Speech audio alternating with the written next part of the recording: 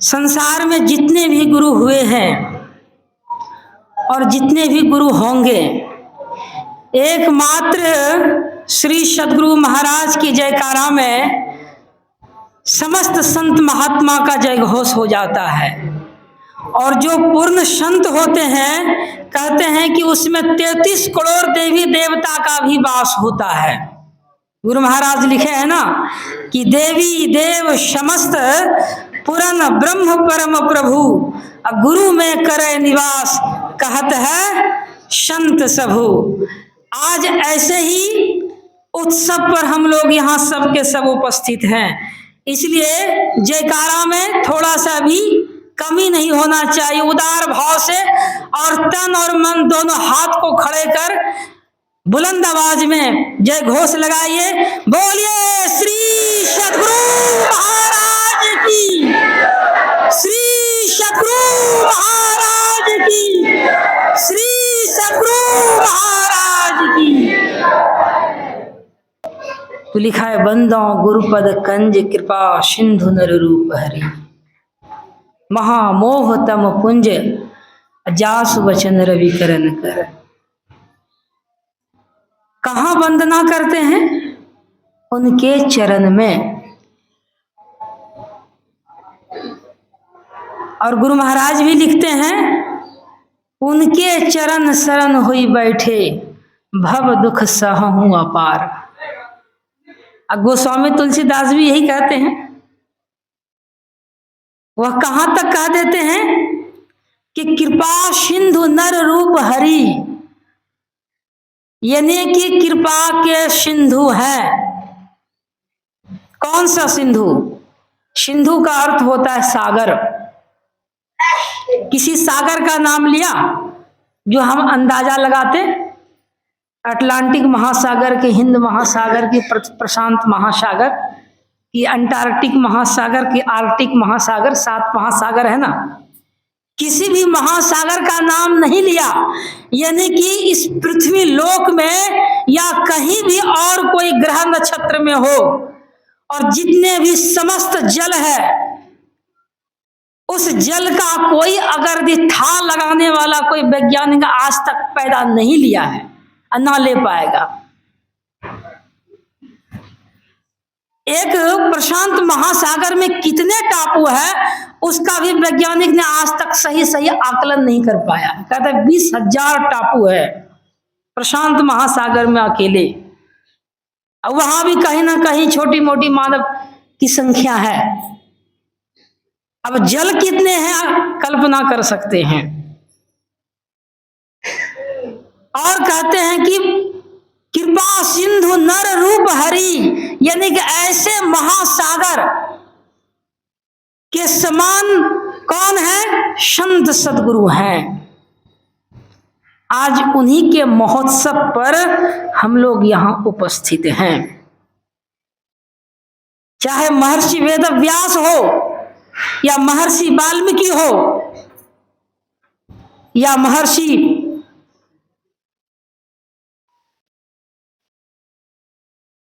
परमाराध्य संत गुरु महाराज हो, या गुरु नानक हो, गुरु गोविंद हो, याज्ञवल्क्य हो, भारद्वाज हो, गुरु वशिष्ठ हो, और जो भी संत अभी तक हुए हैं और जो होने वाले हैं, कहते उनके पद की वंदना करते हैं। और गुरु महाराज भी लिखे हैं, हम लोग डेली सुबह कहते हैं क्या? शब संतन की बड़ी बलिहारी, कहते हैं ना। और कहते कहते यहीं तक नहीं रुक गए, जो समस्त संत हैं उनकी मैं बलिहारी करता हूं, प्रणाम करता हूं, उनका जयगान करता हूं। और क्या कहते हैं? उनकी स्तुति कही विधि की जाए, मोरी मति अति नीच अनाड़ी। ये नहीं कि मैं उनके तुल्य हूं इसलिए मैं उसका वंदना के लायक हूं, ऐसा नहीं कहा। कहा अपने को सबसे इतना नीच घोषित कर दिया कि अगर तो उनके मुख से सुनते तो हम लोग रो जाते। रोते कि नहीं रोते? मोरी मति अति नीच अनाड़ी, यानी कि मेरी बुद्धि इतना नीच है और इतना अनाड़ी अनपढ़ हूं कि मेरे जैसा संसार में कोई है ही नहीं। ये हमारे गुरु महाराज की वाणी है। कहते हैं ना, सोचिए जो पूर्ण होते हैं उनका भाव कैसी होती है। ये नहीं कि भाव कुछ और कहते कुछ और है, ऐसा नहीं होता है। जैसे आप शबरी को देखे होंगे, क्या कहते हैं कि अधम ते अधम, अधम अति नारी। अपने को क्या कहते हैं, नीच से नीच, नीच से नीच मैं नारी हूं। और भगवान राम क्या कहते हैं, कह रघुपति सुनु भामिनी बाता। हे भामिनी मेरी बात सुन कि मानहु एक भक्ति करी नाता। मैं एक केवल भक्ति का नाता हूं और तुम में समस्त भक्ति का खजाना है। 9 प्रकार की भक्ति में किसी एक भी अगर भी किसी के पास हो तो वो मेरे लिए प्यारे हैं। और जिसमें 9 प्रकार की हो वो कितना प्यारा होगा। यहाँ हमारे गुरु महाराज कहते हैं, आगे भी देखिएगा पदावली में लिखे हैं गुरु महाराज ने,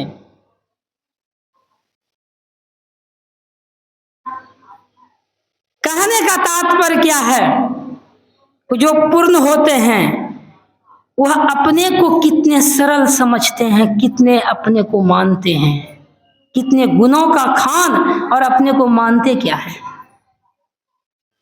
और ऐसे ही पूर्ण संतों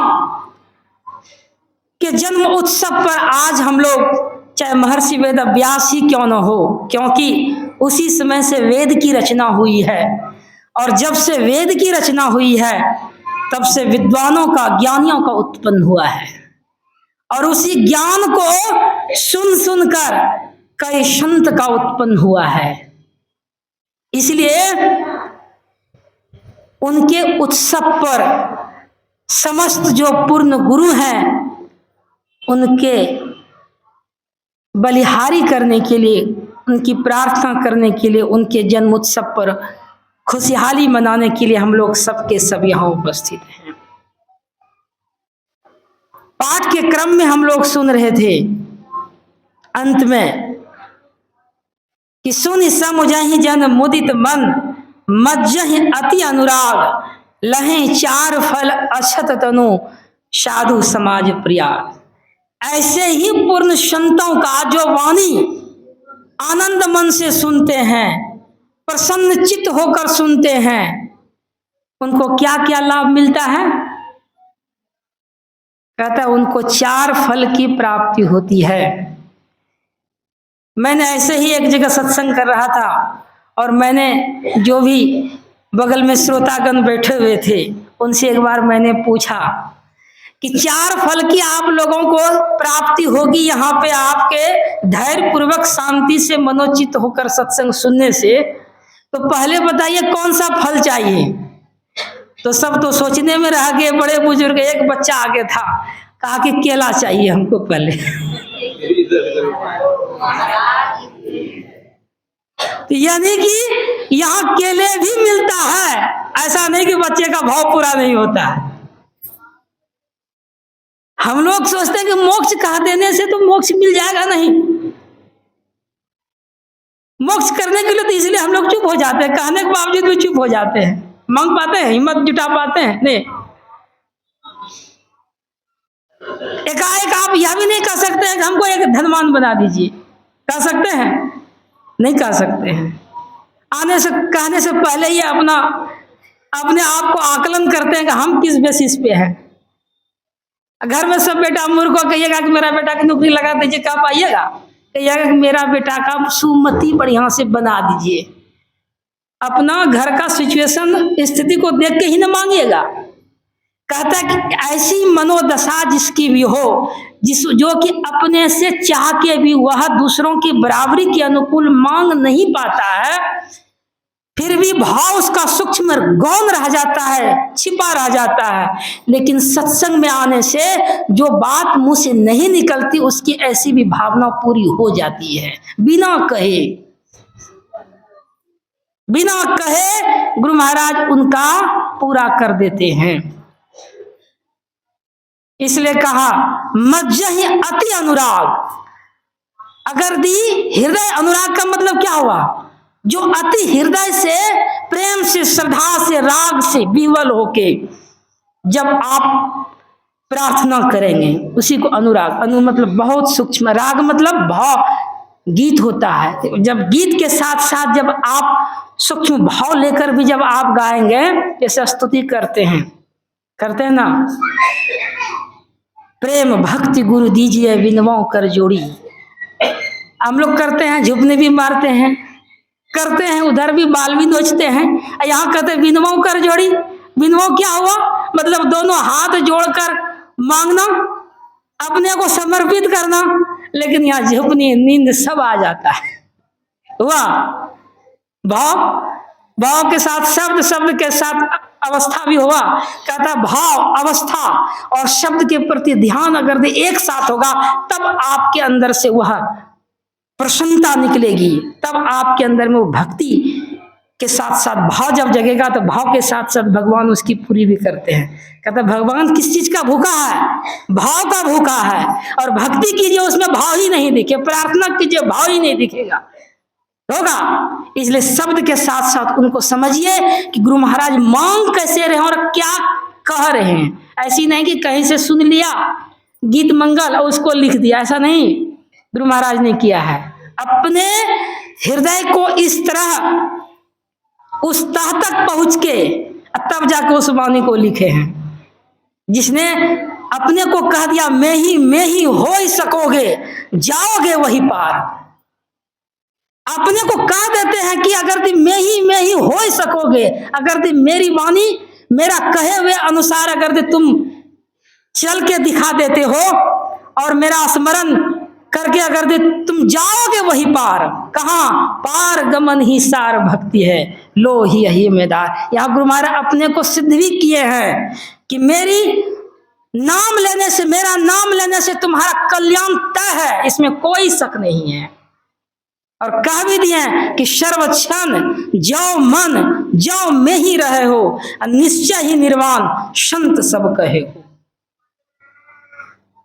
कहा ना, वो कैसे में ही होना चाहिए। ये नहीं कि टाइम देखकर ध्यान किया, टाइम देखकर ध्यान खत्म कर दिए। 5 टाइम हुआ तो 5 टाइम, नहीं हुआ तो नहीं।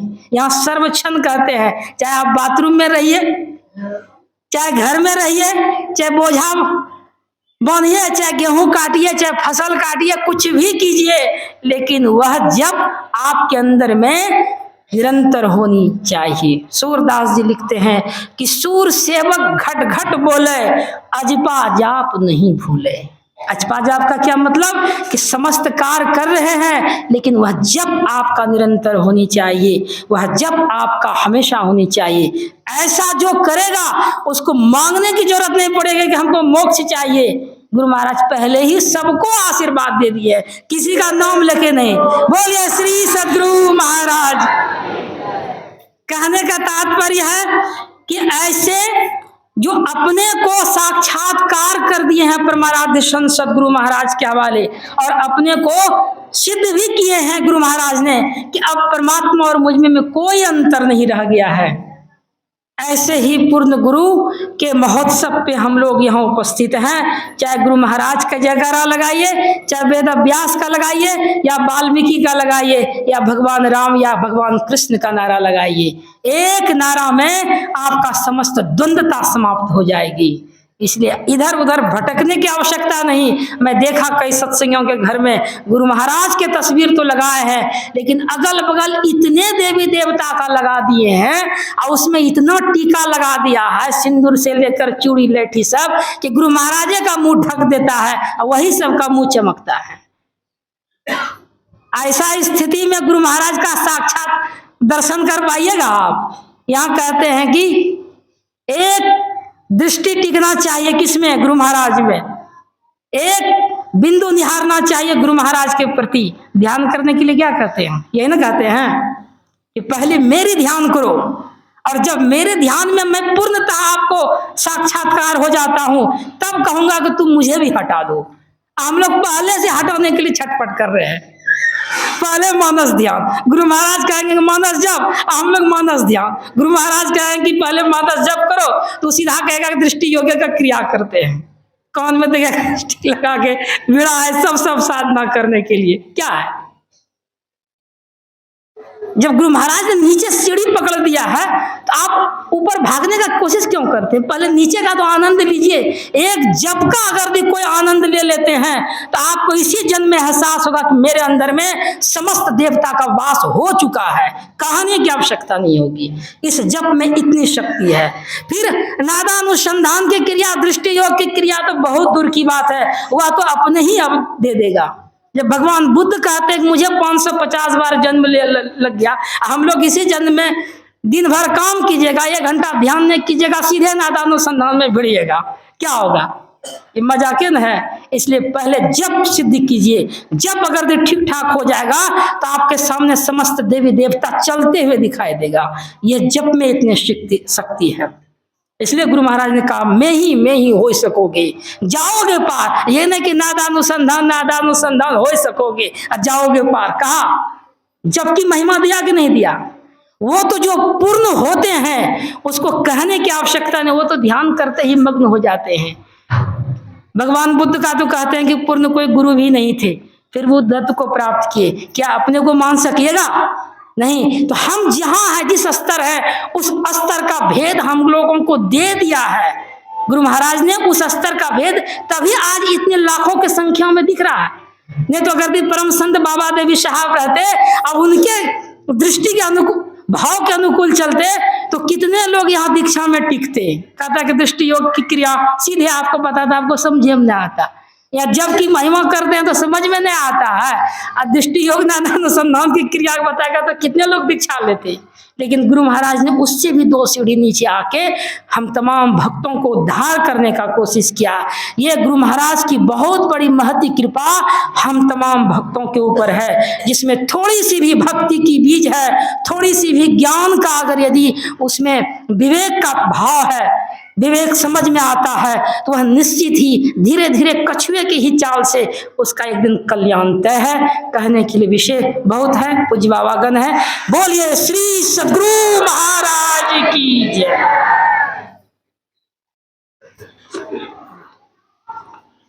श्री सद्गुरु महाराज की